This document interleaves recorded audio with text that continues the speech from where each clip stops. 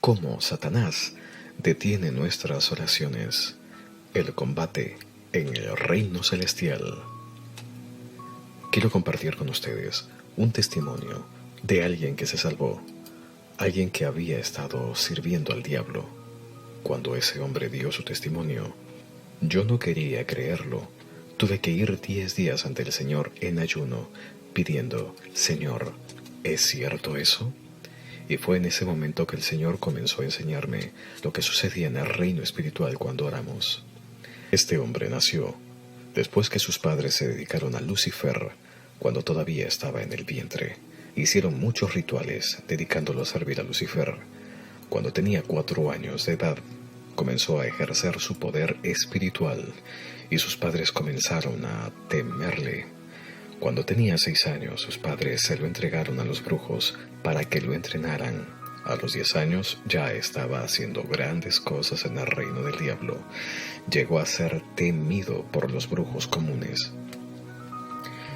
Fue muy terrible en las cosas que hacía a pesar de que era niño todavía. A la edad de 20 años se convirtió en un joven con demasiado derramamiento de sangre en sus manos. Mató a su antojo. A través de la meditación trascendental salía de su cuerpo y podía levitar. A veces se despegaba del suelo y podía mantenerse en el aire. También podía entrar en trance y salir de su cuerpo, dejándolo atrás, y se iba por el mundo. A esto se llama astroviajes. Este individuo fue usado por Satanás para destruir y fracturar numerosas iglesias y también para acabar con muchos pastores.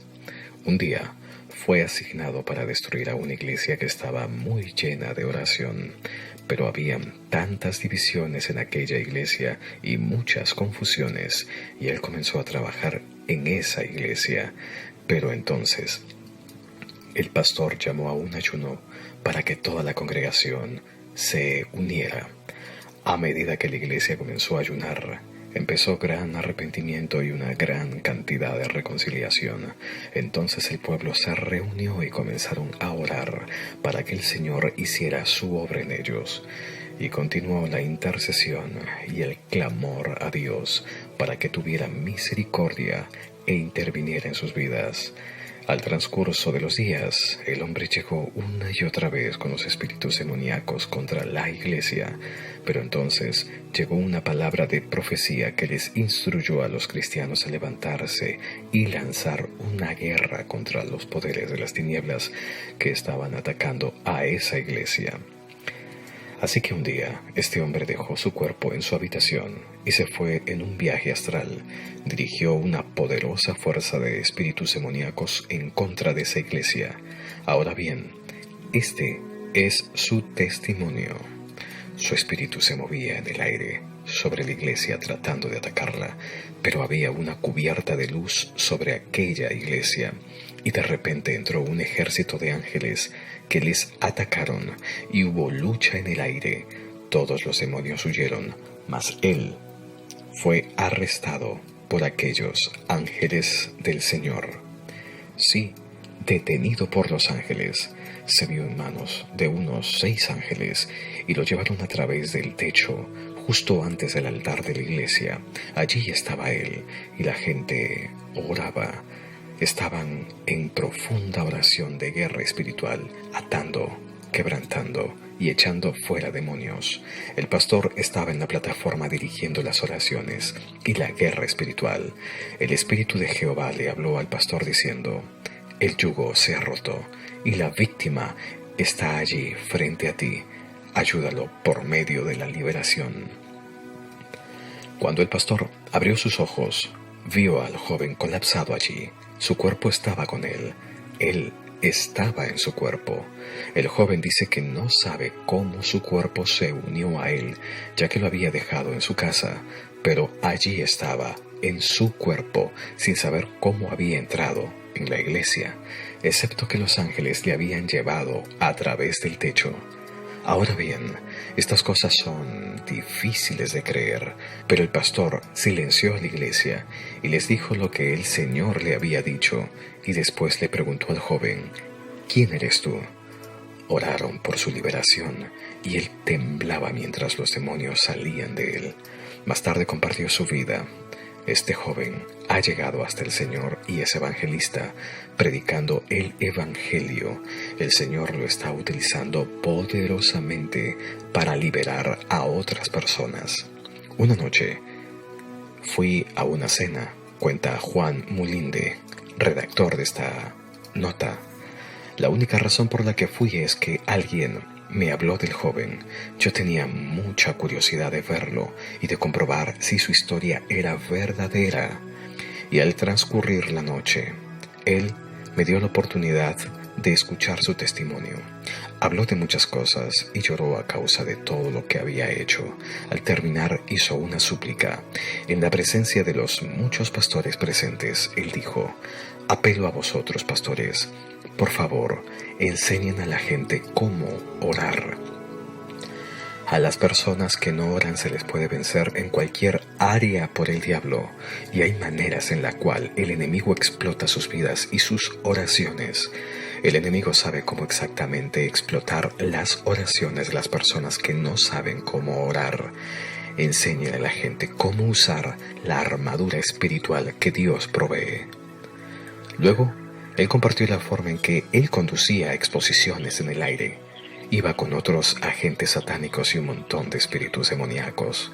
Cada uno tiene que ir a trabajar su turno. Así que regularmente tenía un horario para cumplir y hacer la guerra en los cielos.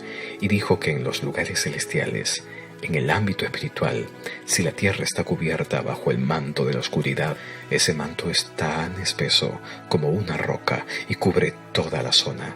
Estos espíritus son capaces de ir a la parte superior y también por debajo del manto, y desde ese nivel influyen en los acontecimientos en la tierra. Cuando los malos espíritus y los agentes satánicos humanos salen de sus turnos, van hacia abajo, a la tierra, a los puntos de pacto que incluyen las aguas y la tierra para la restauración de su espíritu. ¿Y cómo refrescan su espíritu?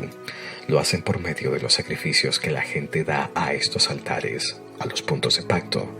Podrían ser sacrificios en la brujería abierta, sacrificios de sangre de todo tipo, incluyendo el aborto, la guerra y los sacrificios, obviamente, de animales y de humanos. O podrían ser los sacrificios de la inmoralidad sexual, donde la gente practica perversiones sexuales y todo tipo de promiscuidad.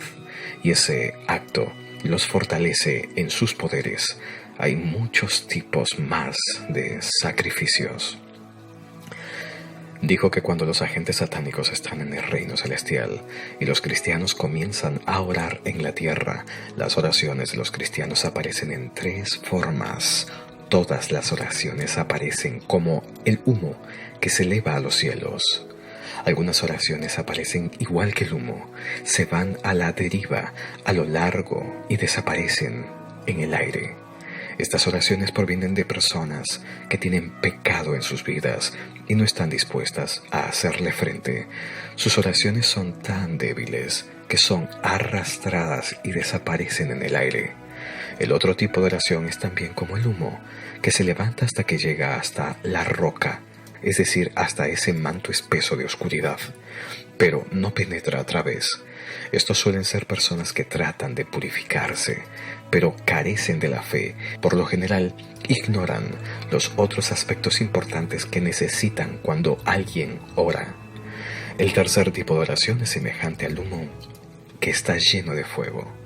A medida que sube es tan caliente que cuando llega a la roca comienza a derretirse como la cera. Se perfora aquella roca o aquel manto de oscuridad y pasa a través de ella. Muchas veces, cuando la gente comienza a orar, sus oraciones parecen como la del primer tipo. Pero a medida que continúan orando, sus oraciones cambian y llegan a ser como la de la segunda oración o del segundo tipo.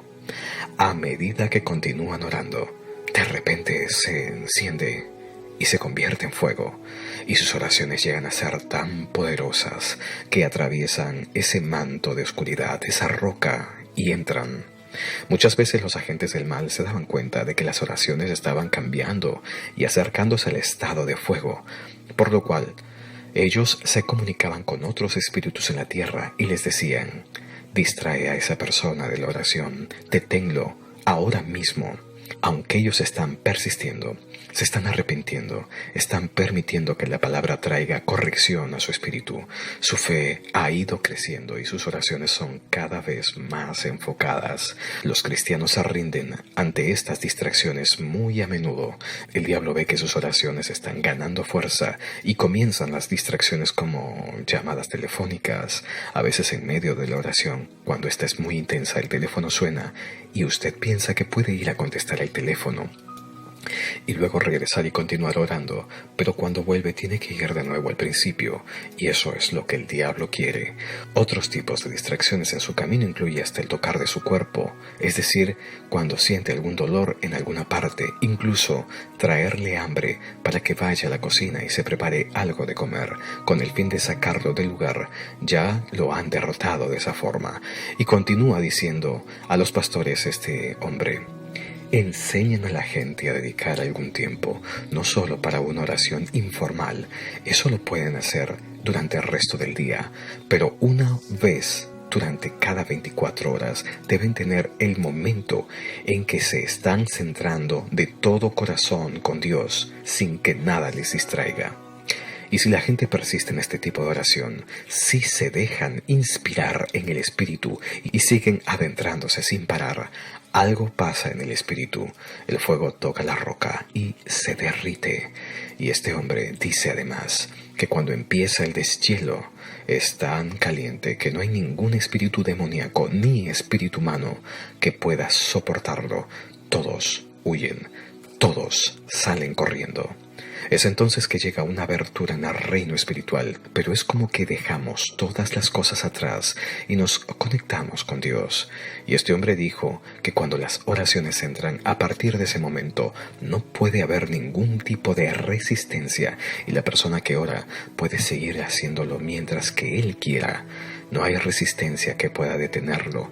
Y entonces él dijo que después de que termina la oración, el agujero que se hace en los cielos permanece abierto, y dijo que la gente, cuando se levanta de su lugar de oración y salen, este agujero abierto se mueve junto con ellos. Ya no operan bajo el manto de la oscuridad, sino que ahora operan bajo cielos abiertos.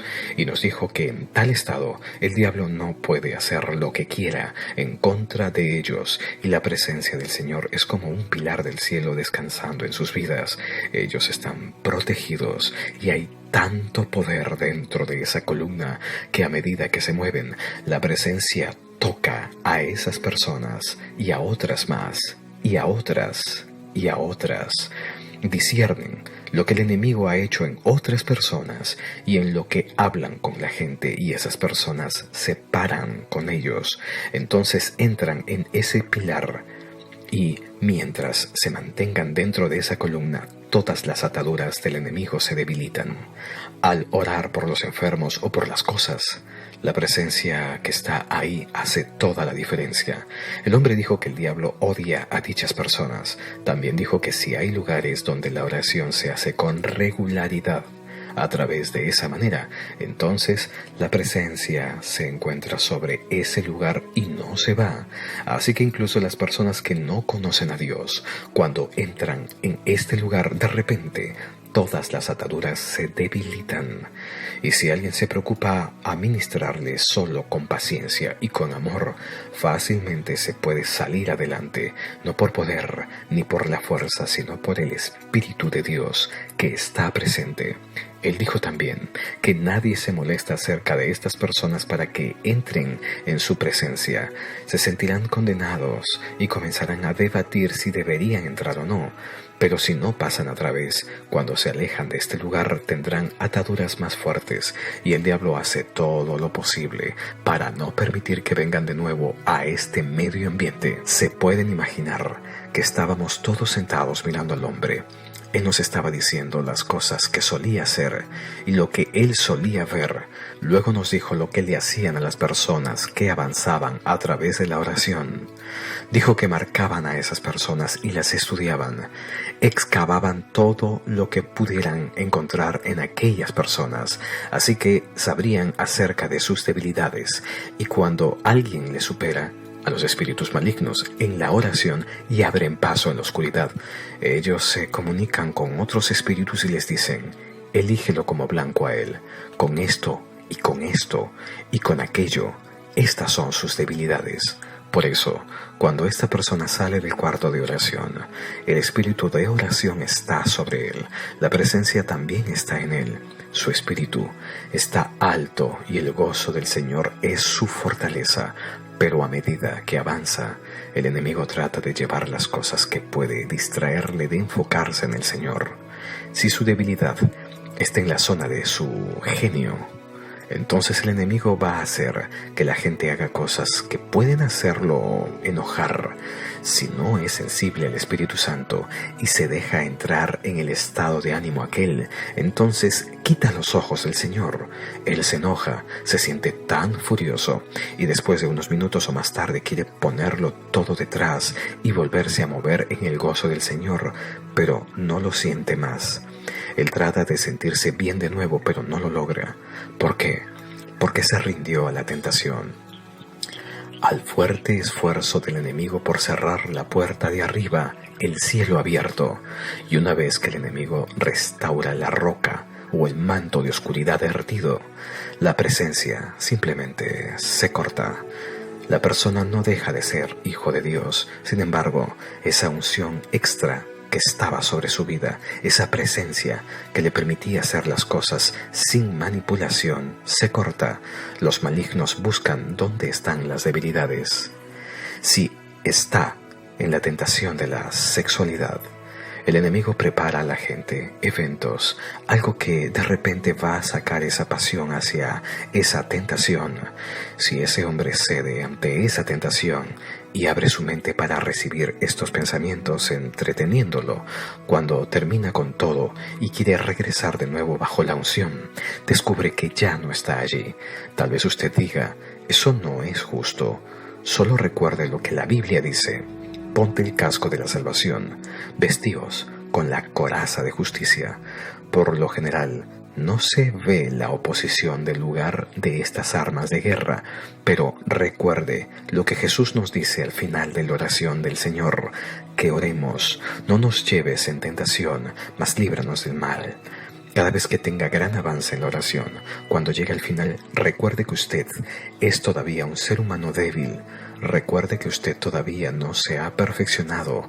Pídale al Señor, diciéndole: Señor, he disfrutado de tiempo de oración, pero cuando salga a caminar en este mundo, no me dejes caer en tentación, no me permitas entrar en la trampa del diablo. Yo sé que el enemigo está fijando una trampa por ahí, no sé qué forma va a tomar, pero sé que aún soy débil en ciertas áreas. Yo sé que si me ponen en el lugar estratégico voy a ceder ante eso. Protégeme, Señor. Cuando me veas girar la esquina en donde la trampa está, provoca que yo dé la vuelta hacia el otro lado. Interven, oh Señor. No permitas que me mueva solo por mi propia fuerza y habilidad. Líbrame del mal. Dios es capaz de hacer eso. Es por esto que a veces suceden cosas. Todo lo que necesita es decir: gracias, Jesús. Es por eso que el apóstol Pablo escribió en el libro de Tesalonicenses y dijo: gracias a Dios en todo lo necesario para que sea la voluntad de Dios en Cristo para ti. Algunas cosas no son tan buenas, son dolorosas, y nos preguntamos por qué Dios lo permite. Si tan solo supiéramos de lo que nos salva, de lo que nos está librando, se lo agradeceríamos. Cuando aprendemos a confiar en el Señor, acabamos dándole gracias por todo. Amado, yo no sé si debo de ir más profundo, porque no quiero empezar con algo que no pueda terminar. Permítanme tratar de dar un paso adelante. Este mismo hombre dijo que cuando la oración abre paso así, La respuesta siempre va a venir. Dijo que no sabe ni de un caso donde a la oración que se abrió paso no le llegara respuesta. La respuesta siempre llega, pero en la mayoría de los casos nunca llega hasta la persona que la pidió. ¿Por qué? Este hombre dijo que cada cristiano tiene a su servicio un ángel. Ahora sabemos que la Biblia dice que los ángeles son espíritus que nos ministran. Él dijo que la respuesta viene en manos del ángel cuando la gente ora. El ángel trae la respuesta, así como leemos en el libro de Daniel. Entonces dijo algo muy fuerte. Si la persona que ora conoce de las armaduras espirituales y se viste con ellas, la respuesta viene por un ángel que también se viste con su armadura completa. Los ángeles vienen sin armadura espiritual, normalmente. Si la persona que ora no se preocupa por el arsenal espiritual, los cristianos que luchan sin el casco de la salvación son los que no les importa qué tipo de pensamientos entran en sus mentes. Por eso es que el ángel de esos individuos vienen sin el casco espiritual también. Cualquiera que sea el arma que ignores en la tierra, tu ángel no la tendrá tampoco, ya que te sirve a ti. Esta armadura espiritual no está protegiendo a nuestros cuerpos físicos, sino que está protegiendo a nuestras hazañas espirituales. El hombre dijo que cuando el ángel se acerca, los espíritus malignos se centran, lo miran y observan las áreas que no están cubiertas, y es donde lo atacan. Si el ángel no tiene el casco, le disparan a la cabeza. Si no tiene coraza, le disparan en el pecho. Si no tiene zapatos, hacen fuego para que camine en el fuego. En realidad nos preguntamos, ¿pueden los ángeles sentir el fuego? Y este hombre dijo, claro, recuerden que este es un reino espiritual. Estos son los espíritus que tratan con los espíritus. La batalla es intensa, y cuando dominan a un ángel de Dios, a lo primero que se dirigen es a la respuesta que está llevando y consiguen quitársela. Esto es lo que dan a través de los cultos, la brujería. Después la gente dice, tengo esto a causa de la brujería me lo dio, cuando realmente fue un robo en los cielos. Y redireccionado posteriormente a gente que acude a estos cultos satánicos. Recuerde lo que dice la Biblia en el libro de Santiago. Todas las cosas buenas vienen de Dios. Entonces, ¿de dónde consigue el diablo las cosas que le da a su pueblo? Algunas personas que no pueden tener hijos van a hechiceros y satanistas y simplemente quedan embarazadas. ¿Quién les dio ese bebé? ¿Acaso Satanás es un creador? No. Roba a los que no oran hasta el final. Jesús dijo, orad sin cesar. El hombre también nos dijo que ellos no se conforman con solo robar la respuesta. Comienzan a pelear con el ángel para detenerlo y atarlo, y a veces con éxito. Si esto sucede, ellos pueden hacer cualquier cosa con el cristiano porque él ha quedado totalmente sin el ministerio en el espíritu. El cristiano es una víctima en la tierra. Yo le dije, ¿quieres decir que un ángel puede ser mantenido en cautiverio por las fuerzas demoníacas? Este hombre ni siquiera sabía las escrituras en el momento en que estaba diciendo todo esto. No sabía muchas escrituras, solo estaba compartiendo sus experiencias. Y él dijo que no mantienen al ángel mucho tiempo, porque como los demás cristianos oraban en otro lugar, el refuerzo vendría y el ángel quedaría en libertad. Si el cristiano responsable de todo esto no ora hasta el final, él sigue siendo un cautivo. Entonces el enemigo envía a su propio ángel como un ángel de luz a esta persona, y ahí es donde el engaño entra. Visiones falsas y falsas profecías, falso liderazgo. Me refiero a dirigir y a guiar en el espíritu, tomando decisiones equivocadas de todo tipo. Muchas veces, esta persona está abierta a todo tipo de ataque y esclavitud. Le pregunté al Señor, a Dios, ¿por qué salí de esa cena tan preocupado? Y le dije, Señor, no quiero siquiera tratar de creer estas cosas. Se eliminaría toda mi confianza, mi seguridad. Entonces fui a buscar al Señor por 10 días. El Señor hizo 2 cosas. Primeramente, No solo confirmó las cosas que había escuchado, pero también Él me abrió la mente para ver mucho más de lo que este hombre podía decirnos sobre lo que sucede en el reino espiritual.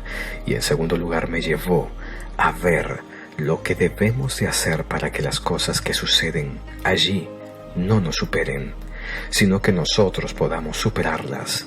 También tenemos que saber 3 cosas y realmente llegar a un acuerdo con estas. Primero, la forma de operar con las armas de guerra. La Biblia la llama la armadura de Dios.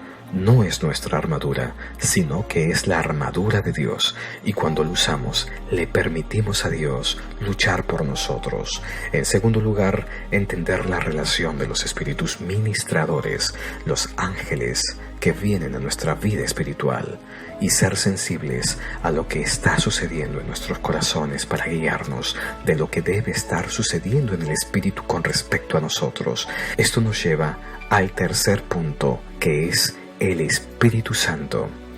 El Espíritu Santo no viene al mundo a servirnos, ni a correr de aquí para allá al Padre a decirle lo que necesitamos. Es el trabajo de los ángeles, pero el Espíritu Santo está a nuestro lado. Nos guía, nos enseña y conduce, nos ayuda a orar de la manera correcta. Y cuando estas cosas están sucediendo en el ámbito espiritual, a veces Él nos despierta en la noche y nos insta a que oremos. No, mi tiempo aún no ha llegado, decimos, y queremos seguir descansando. Y el Espíritu Santo de Dios insiste, orad ahora. ¿Por qué?, nos preguntamos. Él ve lo que está sucediendo en el Espíritu. A veces dice, mañana empieza el ayuno. Y uno dice, oh no, voy a empezar el lunes. Pero Él entiende lo que está sucediendo en el ámbito espiritual.